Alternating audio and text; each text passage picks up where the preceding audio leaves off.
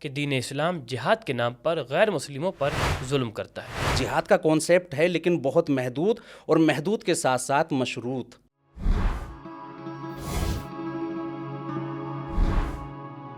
راہ نجات، شبہات کے مستند جوابات۔ بسم اللہ الرحمن الرحیم۔ السلام علیکم ناظرین، راہ نجات میں آپ کا خیر مقدم ہے۔ ہم پھر حاضر ہوئے ہیں ایک نئے سوال کے ساتھ۔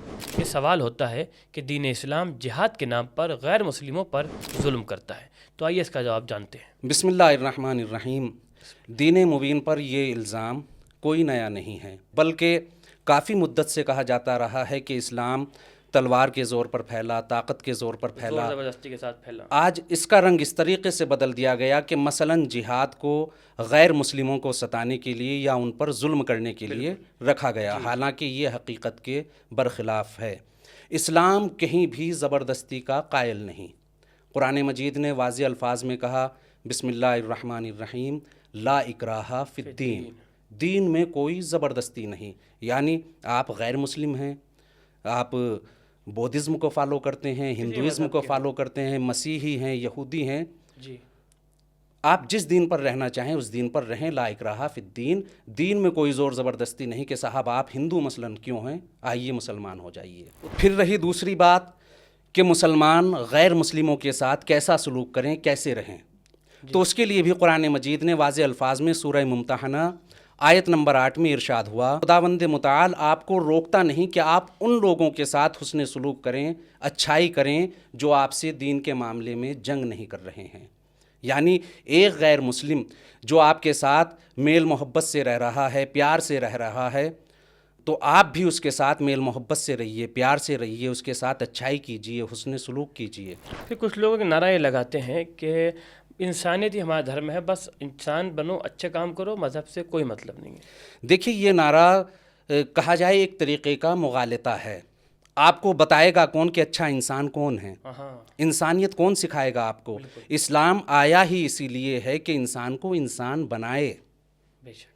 اور جتنا زور اسلام نے انسانیت پر دیا یا جتنی اہمیت، بھئی سوال یہی ہوتا ہے نا کہ آپ مسلمان بنیے یا مت بنیے، ہندو بنیے یا مت بنیے، انسان بنیے۔ انسان ہوتا کیا ہے یا انسان کی اہمیت کیا ہے، انسانیت کی عظمت کیا ہے، یہ آپ کو کون بتائے گا؟ خود اسلام بتا۔ اسلام سے بہتر انسانیت کی عظمت و وقار کو کوئی بتا ہی نہیں سکتا۔ جہاں انسانیت کا تذکرہ ہوا وہاں قرآن مجید نے ارشاد فرمایا، من قتل نفسا بغیر نفس او فساد فی الارض فکأنما قتل الناس جمیعا ومن احیاها فکأنما احیا الناس جمیعا۔ قرآن واضح الفاظ میں کہہ رہا ہے اگر کسی نے کسی بے گناہ انسان کو قتل کر دیا، جی، یہاں دیکھیں مذہب کی قید نہیں ہے، انسان، یہ نہیں کہا گیا کہ اگر کسی کافر نے، اگر کسی مشرک نے، اگر کسی غیر مسلم نے کسی مسلمان کو قتل کر دیا، بلکہ کہا جا رہا ہے کہ اگر کسی نے کسی بے گناہ انسان کو قتل کر دیا، قتل کرنے والا ممکن ہے مسلمان ہو، یہ کسی اور مذہب کا، قتل ہونے والا ممکن ہے غیر مسلم ہو، بات کلی ہے۔ اگر ایک انسان نے کسی دوسرے بے گناہ انسان کو قتل کر دیا گویا اس نے پوری انسانیت کو قتل کیا۔ اب آئیے آپ کہیے کہ جہاد کسی غیر مسلم پر ظلم کرنے کا نام ہے؟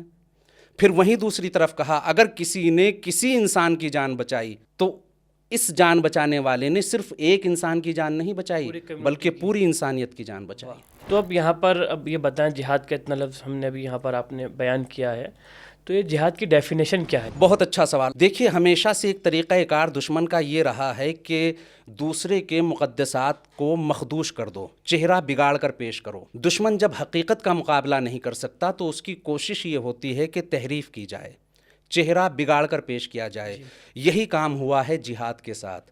جہاد جیسا مقدس لفظ جس کا چہرہ بگاڑا گیا۔ جہاد کی اگر ڈیفینیشن آپ لیں، جہاد کہیں گے جد و جہد، کوشش۔ وہ کوشش ظلم کے مقابلے پر بھی ہو سکتی ہے، وہ کوشش سماج کو بنانے کے لیے بھی ہو سکتی ہے، وہ کوشش خود اپنے آپ کو بدلنے کے لیے بھی ہو سکتی ہے، وہ کوشش خود اپنے آپ کو سنوارنے کے لیے بھی ہو سکتی ہے۔ اس لیے اسلام میں جہاں جہاد کا لفظ آیا وہاں جہاد کی بھی دو قسمیں بیان ہوئیں، جہاد اکبر، جہاد اصغر۔ جہاد اکبر یعنی انسان خود اپنے نفس سے جہاد کرے، یہ ہے بڑا جہاد۔ तलवार से जिहाद, दुश्मनों के मद्दे मुकाबिल जिहाद, इसे कहा गया है जिहाद असगर। और जो एक तसव्वुर पेश किया जाता है कि इस्लाम ने जिहाद का हुक्म दिया, जिहाद का मतलब गैर मुस्लिमों से जंग, जिहाद का मतलब दूसरों पर गलबा करना, जिहाद का मतलब कत्ले आम, मार धाड़, जिहाद का ये तसव्वुर है ही नहीं। इस्लाम में जिहाद का जो तसव्वुर है वो ये है कि या तो इंसान अपने दिफा के लिए, कम्युनिटी के दिफा के लिए, मुल्क के दिफा के लिए जिहाद करे, या जुल्म व सितम के मद्दे मुकाबिल और बगावत को कुचलने के लिए हथियार उठाए। जिहाद का कॉन्सेप्ट है लेकिन बहुत महदूद, और महदूद के साथ साथ मशरूत। और अगर इंसान वाक़ईन इस्लामी तालीमात को देखे तो ये एतराज़ात खुद ब खुद दम तोड़ जाते हैं। आज भी हमारे समाज और हमारी सोसाइटी में एक मुहावरा, एक मकूला बहुत आम है जी। वो कहा जाता है कि जंग और इश्क में सब कुछ जायज़ है।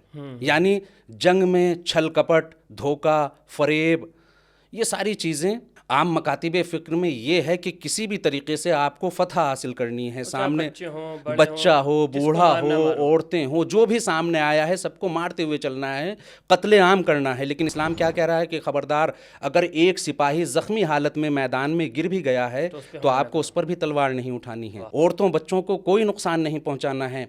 बल्कि मैं बात कहूँ, शायद आपको ताज्जुब हो, सराहत के साथ हुक्म दिया जाता है कि मैदान जंग में अगर दुश्मन की ख़वातीन आपकी नामूस को लेकर भी बदकलामी कर रही हैं तब भी आपको उन पर हथियार नहीं उठाना है, तलवार नहीं चलानी है। किस मकतब फ़िक्र में ये तसव्वुर मिलता है? वो मज़हब जो मैदान जंग में भी अपने दुश्मन के लिए भी इतना मेहरबान हो, वो किसी को सताने का हुक्म दे सकता है? बल्कि रहबरान दीन ने सराहत के साथ कहा। एक हदीस के साथ अपनी बात को ख़त्म करता चलूँ। रहबरान दीन ने सराहत के साथ और वाज़े अल्फाज में इरशाद फरमाया, अल मुस्लिमो मन सलमन नासो बेयदही व लिसानही, मुसलमान वही है जिसके हाथ और ज़बान से लोग महफूज रहें। यहाँ कहा गया है लोग में मुशरिक भी हैं, काफिर भी हैं, मुनाफिक भी हैं, गैर मुस्लिम भी हैं, मुसलमान भी हैं। माशाअल्लाह, हम अपने मेहमान का शुक्रिया अदा करते हैं। आपका बहुत बहुत शुक्रिया।